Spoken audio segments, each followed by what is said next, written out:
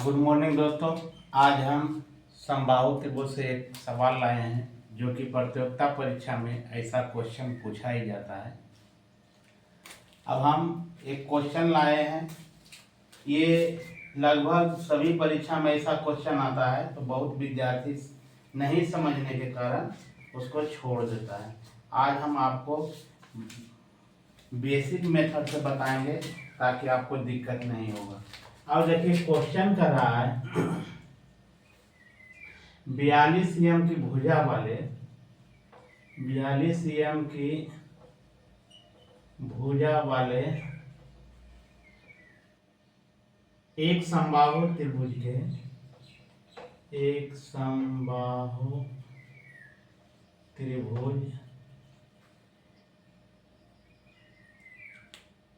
के अंतःवृत्त का क्षेत्रफल क्या होगा। यदि पाई का मान रख दिया है 22/7 लीजिए।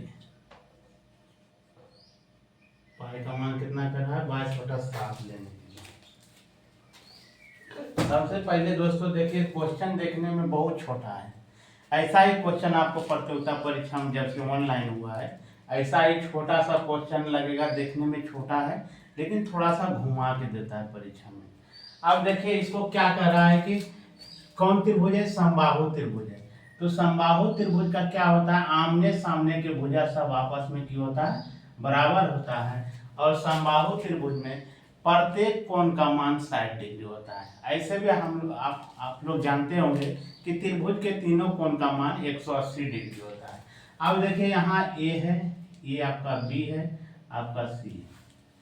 अब इसके कह रहा है क्या कि 42 एम भुजा वाले एक समबाहु त्रिभुज के, तो 42 एम भुजा है, ये होगा आपका 42 एम वाला भुजा है, यानी पूरा सब का सब 42 वाला होगा। समबाहु त्रिभुज में आमने सामने भुजा सब क्या होता है, बराबर होता है। ये भी 42 होगा, ये भी 42 एम होगा। अब की कह रहा है इसमें कि समबाहु त्रिभुज के अंतःवृत्त का क्षेत्रफल क्या होगा।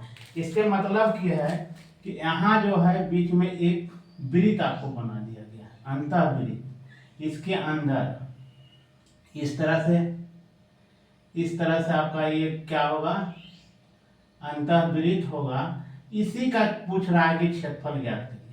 तो सबसे पहले हम अंतःवृत्त का क्षेत्रफल जब निकालेंगे तो सबसे पहले हमको त्रिज्या निकालना होगा। त्रिज्या निकलेगा उसके बाद ही आपका, अब मान के चलो ये हो गया, यहां से खींच लेते हैं तो यहाँ आपका आ जाता है डी, यहाँ आ जाता है।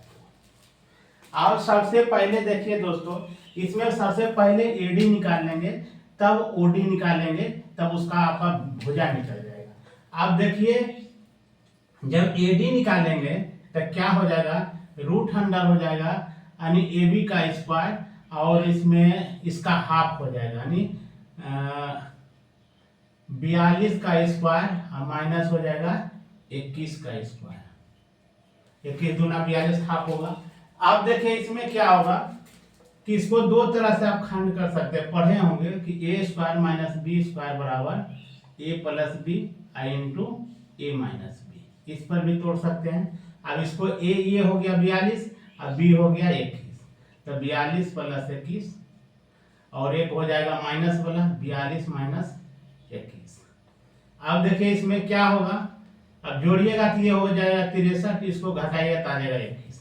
इसको दो खंड कर लीजिए, 3 गुना 21 करते हैं तो 63 और 21। देखिए ये दोनों का जोड़ा लगा है, वर्गमूल में जोड़ा हमेशा लगता है, तो 21 रूट कितना आ गया, 3 आ गया। 21 रूट 3 कब ये निकल के आ गया, एडी निकल के आ गया। अब हम ओडी निकालेंगे, ओडी बराबर आपका हो जाएगा 1/3 और आपका ये हो जाएगा गुना 21√3, 21√3 आ गया। अब इसको काटिएगा तो 3 सते 21।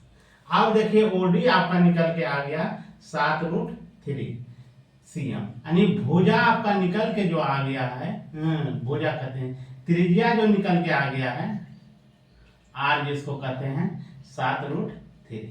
अब देखिए, अब ये क्या दिख रहा है आपको? वृत्त दिख रहा है। क्या दिख रहा है? वृत्त। तो वृत्त का क्षेत्रफल बराबर क्या होता है? अंतःवृत्त का कह रहा है, अंतःवृत्त का क्षेत्रफल बराबर हो जाएगा, क्षेत्रफल बराबर पाई आर स्क्वायर। अब देखिए पाई का मान यहाँ बोल रहा है रखने के लिए 22/7। पाई का मान रख दिए 22/7। अब त्रिज्या निकल के कितना आया है? 7√3। तो 7√3 का स्क्वायर। अब इसको क्या लिखेंगे? 22/7 और गुना में हो जाएगा, ये 2 बार लिखा जाए, 7√3 और गुना 7√3। अब देखिए 7 7 एक कट गया। अब देखिए यहाँ आ गया 22 और गुना इसको लिख सकते हैं 7 और √3 गुना √3 बराबर 9। रूट क्या होता है? √3 गुना 3 करेंगे तो √9। 9 का वर्गमूल कितना आएगा? 3 आएगा। यानी ऐसा कोई भी संख्या रहेगा वर्गमूला एक ही जैसा 2 रहेगा तो उसको डायरेक्ट लिख दीजिएगा। जैसे 7 हो गया, कुछ रहे 51 √51 गुना √51 रहे तो 51 लिखा जाएगा। इसी तरह से आपको यहाँ क्या है? √3 गुना √3 बराबर 3 आ गया। अब इसको क्या कर देंगे? गुना कर देंगे। 22 और गुना की 7 या 21। अब गुना कर दो तो 21 दूना 42 के 2 बकिया 4। 21 दूना 42 और 4 कितना हो जाएगा?